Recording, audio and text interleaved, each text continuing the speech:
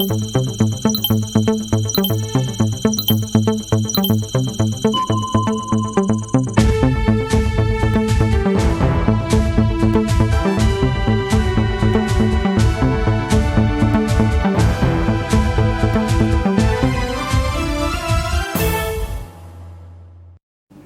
Monsieur, bonjour, bienvenue à cette édition de la mi-journée. Au sommaire, 22e anniversaire de l'assassinat de Norbert Zongo, le mouvement Le Balai Citoyen donne une fois de plus de la voix avec la tenue d'un panel à ce 12 décembre, mettant ainsi en avant l'engagement professionnel du disparu. 11 décembre 2021, le flambeau dorénavant à la région du plateau central. Une passation matérialisée dans la nuit du 11 décembre 2020. Tous les détails dans un instant. 13 décembre 1998, les Burkinabés s'en souviennent encore. Norbert Zongo, journaliste d'investigation, et ses 3 compagnons trouvaient la mort à Sapuy. Un assassinat qui, 22 années après, fait toujours écho auprès d'organisations de la société civile. En ce jour anniversaire, elles ont déposé des fleurs sur les tombes des morts et n'ont pas omis de manifester et de réaffirmer leur engagement à lutter pour la justice. Abdoulrahim Magnéni. Mère de Dieu, priez pour nous pauvres pécheurs, maintenant et à l'heure de notre mort. C'était des moments d'émotion et de recueillement ce 13 décembre au cimetière municipal de Gounguin, là où reposent les victimes du drame de Sapuy, à savoir Ernest Zongo, Ablassé Nikema, Blaise Ilboudo et le journaliste Norbert Zongo. À cela s'ajoute Flavien Nébier, décédé en décembre 2000, dans la lutte pour la recherche de la vérité dans le dossier Norbert Zongo. 22 années de lutte pour que justice soit rendue et le collectif syndical n'entend pas baisser les bras. Et ça fait 22 ans que ça dure et ça fait 22 ans également que nous sommes debout. Comme vous pouvez le constater aujourd'hui, la mobilisation elle est effective non seulement à Ouagadougou, mais sur l'ensemble du territoire national. Je crois que c'est un acte qu'il faut perpétuer jusqu'à ce que la vérité et la justice se fassent. Vous avez pu suivre ensemble le 5 décembre dernier le point de presse du procureur du Faso près du tribunal de grande instance de Ouagadougou, qui est revenu sur les différentes étapes de la procédure à l'heure actuelle.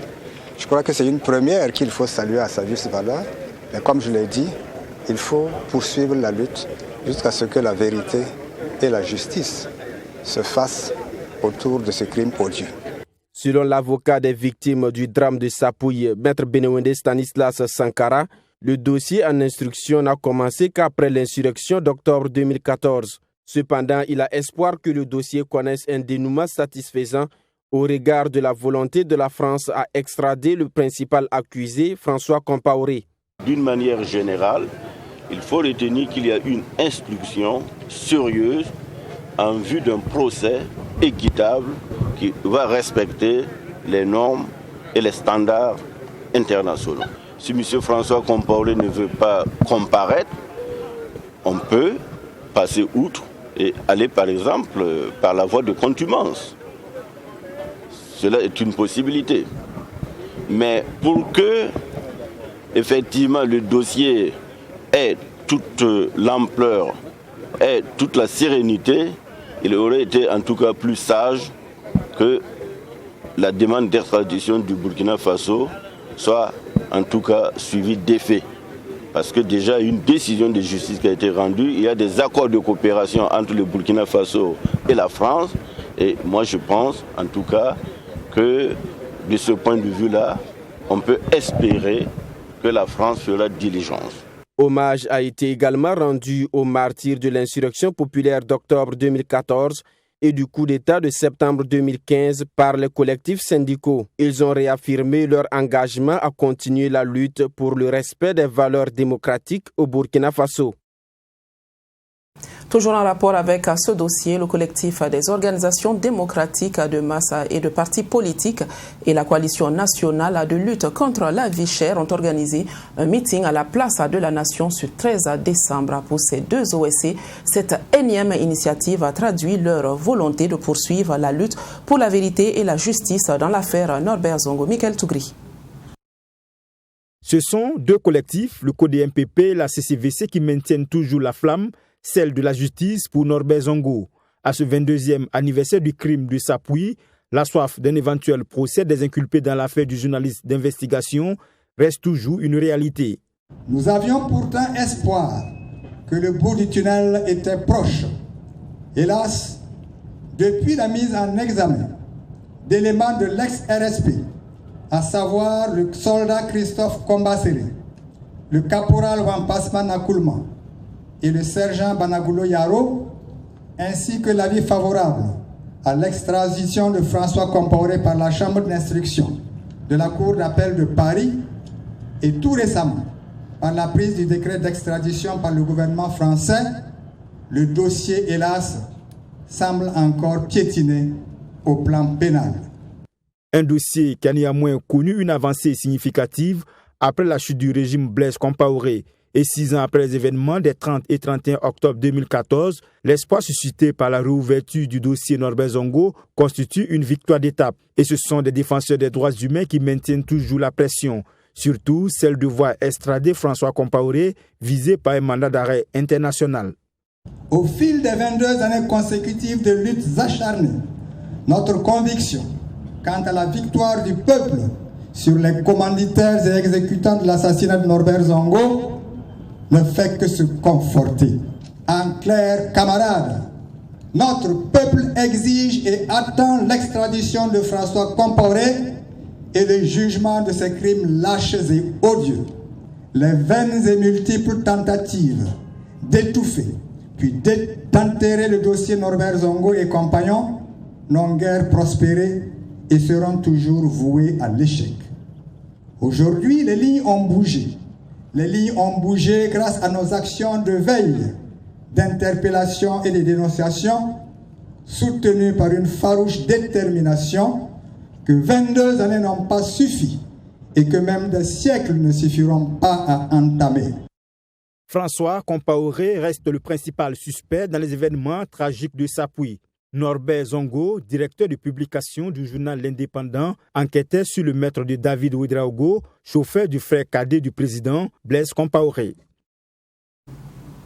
Parlons encore de Norbert Zongo, un modèle de combat pour la justice, la démocratie et le développement. C'est là le thème qui a fait l'objet d'un développement par 3 panélistes. Cette réflexion, initiée par le mouvement Le Balai Citoyen, entre dans le cadre de la commémoration de la 22e année de l'assassinat du journaliste d'investigation et pose la question sur l'engagement professionnel de l'homme. Pour le Balai Citoyen, ce panel tenu samedi dernier s'inscrit aussi dans la logique de la justice pour Norbert Zongo, Nadine Zongo et Yacinthe Sawadougou. À 3 sur le présidium et face à un public relativement jeune, ces panélistes avaient la lourde tâche de développer 3 sous-thèmes allant dans le sens du thème général retenu par le Balai Citoyen pour la commémoration du 22e anniversaire de l'assassinat du journaliste Norbert Zongo, qui est Norbert Zongo, un modèle de combat pour la justice, la démocratie et le développement. Premier à se lancer dans le bain, Bourema Ouedraogo, journaliste d'investigation, a exposé sur les combats du journaliste pour la justice et la liberté. Au moins, son assassinat a eu le mérite d'éveiller les consciences sociales et les consciences citoyennes, et s'en est suivi une mobilisation populaire qui a effectivement travaillé d'abord à la libération de la parole, parce que en fait, on était dans un contexte où la majorité de la population était comme tétanisée par effectivement les systèmes politiques en place, et tout le monde voyait, mais peu de gens osaient effectivement lever la voix. Et on satisfaisait du fait que chaque mardi, Norbert dénonçait, on lit le journal, on lit l'Indépendant, on dit Norbert a encore parlé, bravo. Mais ça s'arrête là. Chacun reste dans son salon, on applaudit Norbert, mais ça continuait jusqu'à son assassinat. Et heureusement, on a dû effectivement se réveiller en se disant, si ils ont pu assassiner Norbert, personne d'autre n'est à l'abri. Il conclut que Norbert Zongo a contribué à l'expansion du journalisme d'investigation au Burkina Faso. Les 2 autres panélistes, le philosophe Abdoulaye Baro et le politiste Thomas Ouedraogo, eux ont respectivement développé le thème sous l'angle des combats du journaliste pour la démocratie et le développement. Il estime que Norbert Zongo est précurseur de l'insurrection populaire. Norbert Zongo a apporté à son pays et est aujourd'hui l'exemple d'une jeunesse, expliquent les panélistes. Mais à quand justice pour cet homme dont on vante l'intégrité et qui s'est fait assassiner à Sapuy un jour du 13 décembre 1998? Sur la question, le Balai Citoyen dit garder espoir. Et ce que vous appelez statu quo, c'est un constat, mais raison pour laquelle nous saisissons de l'occasion pour donner encore de la voix et maintenir la flamme. Parce que cette question, elle est tellement importante pour nous qu'il ne faut pas baisser les bras. Et peut-être que, c'est pas peut-être, la lenteur est évidente. Et parce qu'il y a lenteur, il faut faire quelque chose. Et notre action s'inscrit dans cette logique-là. Et nous ne sommes pas les seuls à entreprendre des actions pour que ça bouge véritablement au niveau de la justice, au niveau du dossier judiciaire, au niveau de la France. Il y a des promesses qui ont été faites et qui ne sont pas encore tenues à 100%. Et donc ça doit nous maintenir en éveil. Ça doit nous maintenir en éveil pour dire que le combat doit se poursuivre jusqu'à la victoire finale. Que la France collabore sur le dossier Norbert Zongo, comme promis en 2017 par le président Macron, et procède à l'extradition de François Compaoré, l'un des accusés de l'affaire. C'est le souhait de cette jeunesse qui a soif de justice pour ce modèle tant adulé. C'en est fini pour les festivités des 60 années d'indépendance du Burkina Faso. Les regards sont désormais tournés vers le 61e anniversaire et c'est au plateau central que revient l'honneur de l'organisation. La gouverneure de la région a reçu le flambeau le 11 décembre dans la nuit du vendredi passé. C'était à la place de la Nation, à la cité donc du Paysan Noir. Retour sur cette passation avec Abdoulrahim Magnéni. Les feux d'artifice, c'est le dernier acte de la célébration du 11 décembre à Banfora, après la remise du flambeau à la région chargée d'organiser l'édition prochaine. C'est dans une ambiance festive que Fatoumata Benoya Tassaye, gouverneur de la région du Plateau central, a reçu le flambeau des mains du ministre en charge de l'administration territoriale. Et c'est un président du comité d'organisation satisfait de la réussite de la célébration du 11 décembre 2020 qui traduit ses remerciements aux forces vives de la région des Cascades. Nous pouvons dire que, sans nous tromper, que la fête a été simplement belle donc, dans la région des Cascades. Je voudrais remercier donc Madame le gouverneur, comme je le disais, l'ensemble du comité régional, les filles et les fils pour tout ce qu'ils ont pu faire. Nous remercions donc les forces de défense et de sécurité qui nous ont entourés de leur protection et qui ont permis donc que cela se passe. Je vous remercie, vous de la presse, parce que vous avez relayé l'ensemble des événements qui se sont passés. Je voudrais simplement, en tout cas, remercier l'ensemble des populations de la région des Cascades, remercier donc tous ceux qui ont pu aider les fils et les filles de la région, parce que la fête a été tout simplement bonne et ça n'a été que du bonheur. Malgré la demande de report faite par certains acteurs, le 11 décembre à Banfora a été une réussite selon le secrétaire permanent du 11 décembre. Boukari Khalil Bara se dit satisfait de cette organisation qui a donné un visage plus rayonnant à la région des Cascades en général. Nous avons pu quand même réaliser l'ensemble des activités qui avaient été programmées dans le programme officiel. Cela nous a permis justement d'atteindre les objectifs, à savoir la fin en apothéose, en tout cas de la fête, qui s'est déroulée tout à l'heure. Ce que je peux dire également, c'est qu'en tant que secrétaire permanent, je suis vraiment satisfait de ce qui s'est passé à Banfora. En comparaison avec les autres régions, je pense qu'elle était très très bonne. Les autorités se tournent déjà vers la région du Plateau central où les travaux entrant dans le cadre du 11 décembre 2021 ont été déjà lancés. Et la gouverneure de cette région espère pouvoir relever le défi avec le soutien de ses collaborateurs.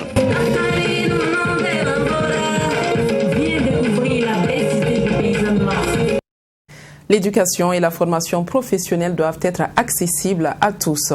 Du moins, c'est ce à quoi aspire la Coalition nationale pour l'éducation pour tous. Et pour être cohérente dans sa vision, elle a organisé à l'occasion du 11 décembre dernier dans les Cascades un forum d'interpellation. La coalition invite ainsi donc le gouvernement à se pencher davantage sur le respect du droit des jeunes et à prendre en compte leurs préoccupations. Abdoulrahim Magnéni. Pendant que les autorités et populations sont plongées dans les festivités du 11 décembre, la Coalition nationale pour l'éducation pour tous se fait entendre pour la prise en compte des préoccupations de la jeunesse par les autorités politiques. Faciliter l'accès à une formation de qualité et à l'emploi des jeunes, c'est tout le sens de cette rencontre. Et à l'issue, un document comportant les doléances de cette coalition a été remis aux autorités. Il s'agit entre autres de la construction de centres de formation professionnelle dans toutes les régions et la réduction du coût de la formation. Ce forum répond à un plaidoyer que nous avons engagé depuis 2-3 ans autour de l'accès des jeunes à une éducation formelle, non formelle de qualité et à l'enseignement et à la formation technique et professionnelle en vue d'assurer et de faciliter l'accès des jeunes à l'emploi et aussi leur permettre de s'auto-employer dans les cas où effectivement certains, comme il est connu aujourd'hui de tous, que tout le monde n'aura pas la place à la fonction publique, que chacun puisse arriver à se débrouiller et à se prendre en charge pour participer à l'effort de développement. Les autorités éducatives présentes à cette rencontre ont approuvé l'idée de renforcer l'accès à l'éducation et à une formation professionnelle de qualité afin de résoudre le problème du chômage. Également rassurer les jeunes que, en tout cas au niveau du ministère de la Jeunesse, ce qui a été fait comme message de plaidoyer est entendu et nous allons effectivement transmettre à qui de droit l'ensemble donc des doléances qui sont contenues dans le message de plaidoyer et nous espérons effectivement que des décisions vont être prises pour renforcer davantage les infrastructures éducatives, pour renforcer davantage les infrastructures donc de formation professionnelle et pourquoi pas subventionner ou réduire les coûts de formation professionnelle parce qu'ils ont relevé effectivement qu'au niveau de la formation professionnelle, notamment au niveau du centre de formation de référents des ignorés, l'accès coûte cher, la formation coûte cher et ils demandent effectivement ce qu'on revoit à la baisse, c'est le coût de ces formations et mieux de voir comment on peut accompagner les sortants de ces centres-là pour qu'ils puissent effectivement s'installer. Je pense que tout cela, c'est les missions effectivement régaliennes du ministère en charge donc de la jeunesse. Selon les responsables de la coalition, seule une éducation inclusive de qualité peut permettre d'amorcer sereinement le développement. Ce forum d'interpellation est organisé avec le soutien de l'Oxfam et le Conseil national de la jeunesse. Nous vous invitons à rester encore un peu dans la région des Cascades pour mieux faire connaissance avec la Caisse autonome de retraite des fonctionnaires Carrefour.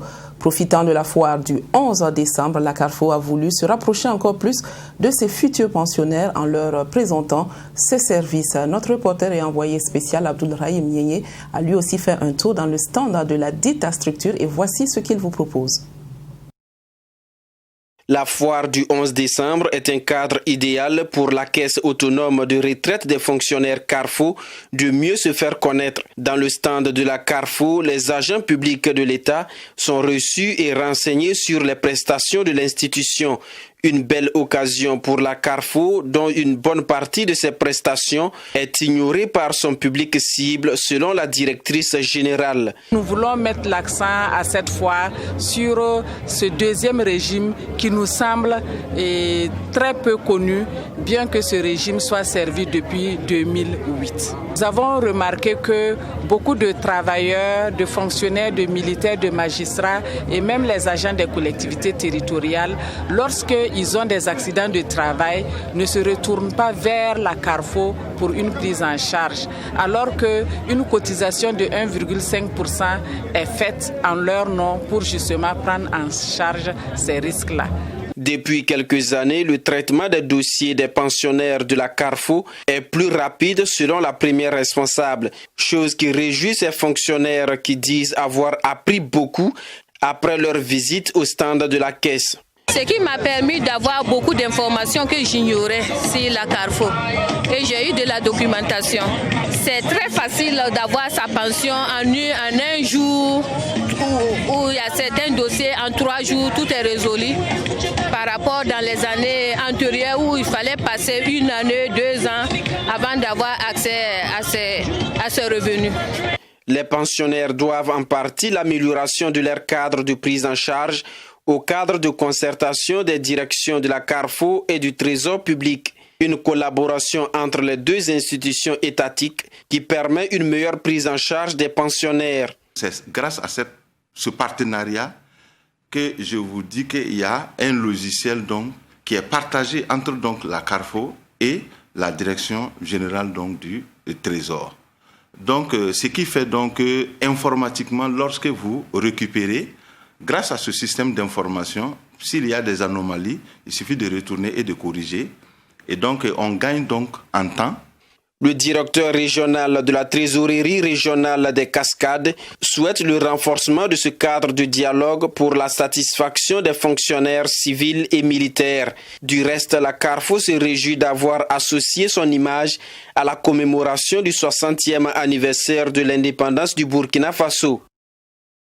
Validation d'un nouveau plan quinquennal 2021-2025 pour l'Association burkinabé d'accompagnement psychologique et d'aide à l'enfance ABAP. Cette stratégie d'action devra permettre une meilleure prise en charge des enfants autistes et de ceux développant d'autres troubles intellectuels. À cet atelier du 9 décembre, ont pris part les partenaires techniques et financiers de l'ABAP, Abdoulrahim Mienye, Alice Ouedraogo et Denise Zida.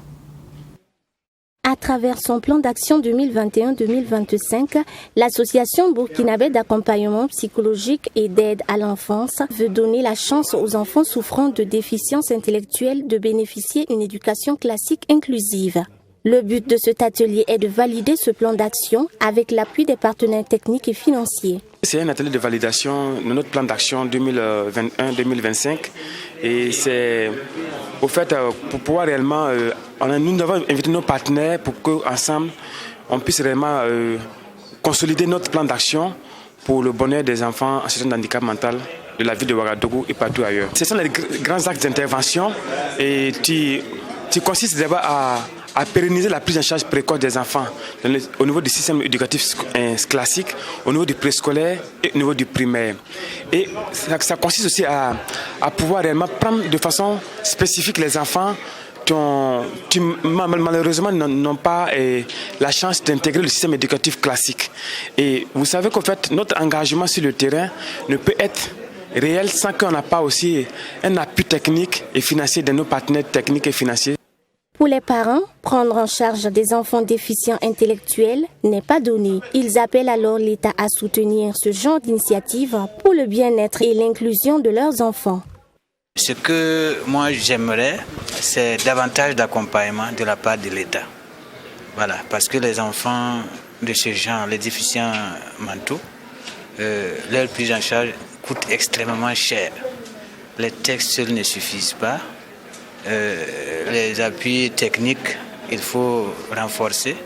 Il faut les appuyer par la formation et des voyages d'études, des échanges d'expériences avec d'autres.